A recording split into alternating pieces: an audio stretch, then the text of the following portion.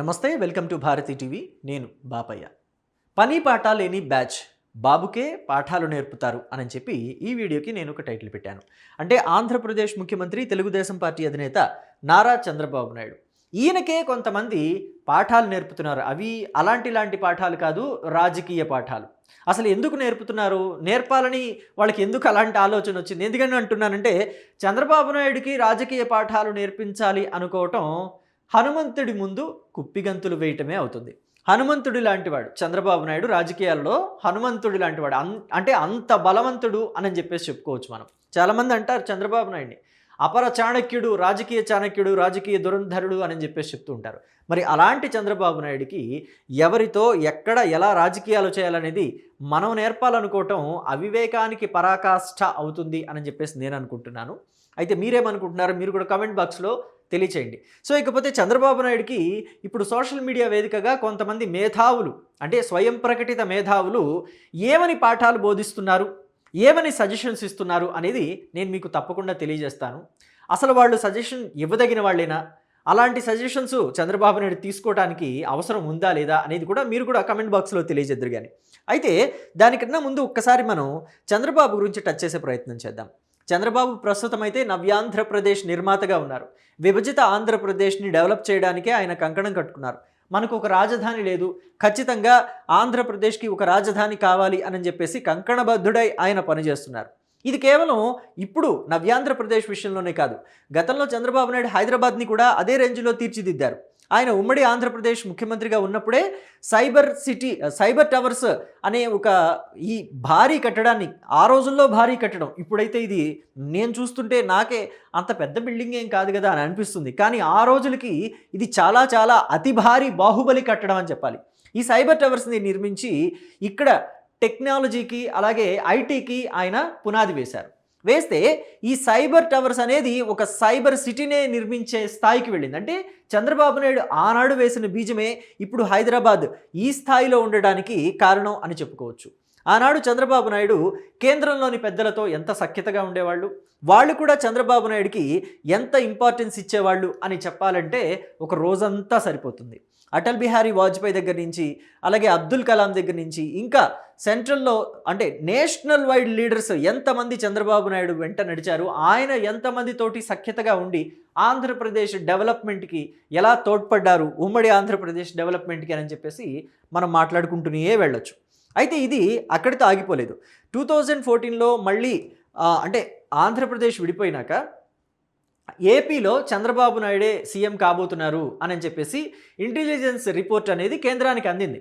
So ఆ టైంలో ఇక ఖచ్చితంగా చంద్రబాబు నాయుడు అవసరం ఎన్డీఏకు ఉంది. ఎన్డీఏ అవసరం చంద్రబాబు నాయుడుకి ఎంత ఉందో లేదో తెలియదు, కానీ చంద్రబాబు నాయుడు అవసరం ఆ రోజు ఎన్డీఏకు ఉంది. అందుకని ఎన్డీఏ పెద్దలంతా కూడా గుజరాత్ మోడల్ నిర్మాత, అంటే గుజరాత్ని ఒక మోడల్గా తీసుకుని ఎలా డెవలప్ చేశాడు నరేంద్ర మోదీ, ఆయనని నిలబెడితే, ఎన్డీఏ పక్ష నేతగా ఆయనని నిలబెడితే ప్రధాని అయితే ఆయన మన భారతదేశాన్ని కూడా అలాగే డెవలప్ చేస్తాడనే ఒక ఉద్దేశంతో ఎన్డీఏ పక్ష నేతలంతా కూడా ప్రధాని అభ్యర్థిగా నరేంద్ర మోదీని ప్రపోజ్ చేశారు. ఆ టైంలోనే ఎన్డీఏకి సపోర్ట్గా చంద్రబాబు నాయుడు ఉంటే ఇంకా బలం చేకూరుతుందనే ఉద్దేశంతో చంద్రబాబు నాయుడుని అప్రోచ్ అయ్యారు. ఆనాటి నుంచి 2018 వరకు కూడా చంద్రబాబు నాయుడు అలాగే నరేంద్ర మోదీ బంధం అలా కొనసాగుతూ వచ్చింది అప్రతిహతంగా. అయితే 2018-19 ఆ టైం వచ్చేసరికి ప్రత్యేక హోదాని ఇస్తామన్న వాళ్ళు ఇవ్వకుండా, అలాగే ప్రత్యేక ప్యాకేజ్కి కూడా చట్టబద్ధత కల్పించలేదు అనే ఒక దాంతో చంద్రబాబు నాయుడు కేంద్రంతో కాస్త డిఫర్ అవుతూ వస్తున్న రోజులు. కానీ దానికి చాలామంది తెలుగుదేశం పార్టీలోనే ఉంటూ కొంతమంది మేధావులు దానికి ఆజ్యం పోశారు. చంద్రబాబు నాయుడు పూర్తిగా అసలు ఎన్డీఏ నుంచి బయటకు వచ్చేసే విధంగా ఆయనని తప్పుదో పట్టించారు చంద్రబాబు నాయుడిని. దానివల్ల ఏమైంది, విజయసాయి రెడ్డి వచ్చి ఎన్డీఏ తోటి అటాచ్ అయ్యారు. వాళ్ళు పూర్తిగా ఎన్డీఏలోకి కూడా వెళ్ళలేదు. నరేంద్ర మోదీ, అమిత్ షాల ఆశీర్వాదం తీసుకొని జగన్మోహన్ రెడ్డిని కేంద్రానికి దగ్గర చేసేశారు. అప్పుడు ఏమైంది ఫలితంగా, 2019లో జగన్మోహన్ రెడ్డి ముఖ్యమంత్రి అయ్యారు. సరే, జగన్మోహన్ రెడ్డి ముఖ్యమంత్రి అయినంత మాత్రాన రాష్ట్రానికి ఏమన్నా ఇబ్బందా, లేకపోతే ప్రజలకు ఏమన్నా ఇబ్బంది అంటే కాదు. జగన్మోహన్ రెడ్డి ముఖ్యమంత్రి అయ్యి రాష్ట్రాన్ని బాగా పరిపాలిస్తే జనానికే కదా సంతోషం. కానీ జగన్మోహన్ రెడ్డి ఏం చేశారు, పదవి వచ్చింది కదా అని అవినీతికి లేదేది అనర్హం అన్నట్టుగా బిహేవ్ చేశారు. లిక్కర్లో స్కామే, శాండ్లో స్కామే, ల్యాండ్లో స్కామే, అన్నిట్లోనూ స్కామే. చివరికి దేవుణ్ణి కూడా వదిలిపెట్టలేదు. తిరుపతి లడ్డూలో కూడా భారీ స్కామే. తిరుపతి లడ్డు ఏం కర్మ, ఇంకా మిగతా ఆలయాలు, ప్రముఖ ఆలయాలు లడ్డూల్లో కూడా ఇదే కల్తీ జరిగింది. శ్రీశైలం కావచ్చు, అన్నవరం కావచ్చు, ఎక్కడ చూసినా ఇదే కల్తీ నెయ్యి అని చెప్పేసి మాట్లాడిన మాటల్ని కూడా మనం విన్నాం. సో అలాగే జగన్మోహన్ రెడ్డి అటు అమరావతిని కూడా నాశనం చేసేశారు, 3 క్యాపిటల్స్ అన్నారు. ఇలా జరుగుతూ వచ్చింది. మరి 2024కు వచ్చేసరికి మళ్ళీ ఎన్డీఏకి చంద్రబాబు నాయుడు, చంద్రబాబు నాయుడుకి ఎన్డీఏ. ఈసారి మాత్రం ఇద్దరికి పరస్పరం అవసరం ఏర్పడింది. అందుకనే ప్రధాని నరేంద్ర మోదీని పవన్ కళ్యాణ్ కూడా ఒప్పించారు. జనసేనతోటి టైఅప్ అయ్యారు. ముగ్గురు కలిసి ఎన్నికలకు వెళ్ళారు. మరోసారి చంద్రబాబు నాయుడు ముఖ్యమంత్రి అయ్యారు. అయితే ఇప్పుడు వీళ్ళ బంధం ఇంకా అంటే 10 టైమ్స్ బలపడిందని చెప్పాలి. నరేంద్ర మోదీ కావచ్చు, చంద్రబాబు నాయుడు కావచ్చు. కేంద్రంలో ఇప్పుడు తెలుగుదేశం పార్టీ చాలా కీ రోల్ ప్లే చేస్తుందన్న విషయం కూడా అందరికీ తెలిసిందే.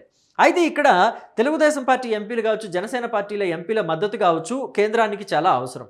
ఎంత అవసరం అనేది నేను మీకు ఒక్క మాటలో చెప్పాలి. అలాగే వాళ్ళు చంద్రబాబు నాయుడిని ఎంత నమ్ముతున్నారనేది కూడా మీకు ఒక మాటలో చెప్పేయచ్చు.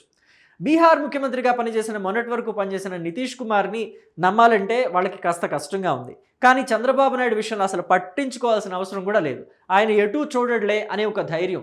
కానీ నితీష్ కుమార్ విషయంలో మాత్రం వాళ్ళు చాలా కంగారు పడుతూ ఉన్నారు. కేంద్ర పెద్దలు, ఎన్డీఏ పెద్దలు ఆయన ఎప్పుడు మద్దతు ఉపసంహరించుకుంటాడో, ఏం జరుగుతుందో ఏంటనే ఒక కంగారు మాత్రం ఖచ్చితంగా ఎన్డీఏ పక్ష నేతల్లో, ఆ ఎన్డీఏ పెద్దల్లో అయితే ఉందని చెప్పడంలో ఎటువంటి డౌట్ లేదు. అందుకే చంద్రబాబు నాయుడు మీద ఇంత నమ్మకం ఉండబట్టి చంద్రబాబు నాయుడు కూడా ఆ నమ్మకాన్ని నిలబెట్టుకుంటూ ఎప్పటికప్పుడు కేంద్ర పెద్దలతోటి టచ్లో ఉంటూ ఏపీకి కావాల్సిన నిధులన్నీ కూడా తెచ్చుకుంటున్నారు. తెచ్చుకోబట్టే భోగాపురం ఎయిర్పోర్ట్ ఇంత శరవేగంగా 2 సంవత్సరాల్లో కంప్లీట్ అయిపోయింది.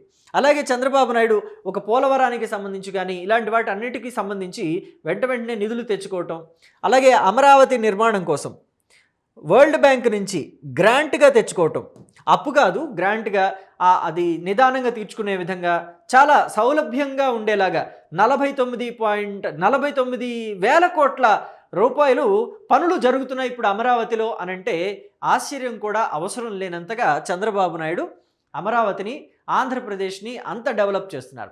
అయితే ఇలాంటి టైంలో నిన్న ప్రధాని నరేంద్ర మోదీతోటి చంద్రబాబు నాయుడు చాలా క్లోజ్గా ఉండటాన్ని, ఆయనని ఒక ఆకాశానికి ఎత్తేస్తూ అభినందించటాన్ని, అలాగే ఆయనకి లేచి నిలబడి గట్టిగా అభివాదం తెలియజేయాలి, మద్దతు తెలియజేయాలి అని చెప్పేసి అక్కడికి వచ్చిన భోగాపురం ఇంటర్నేషనల్ ఎయిర్పోర్ట్ ఓపెనింగ్కి వచ్చిన అశేష ప్రజావాహినిని ఉద్దేశించి చంద్రబాబు నాయుడు చేసిన వ్యాఖ్యల్ని కూడా కొంతమంది తీవ్రంగా ఖండిస్తున్నారు.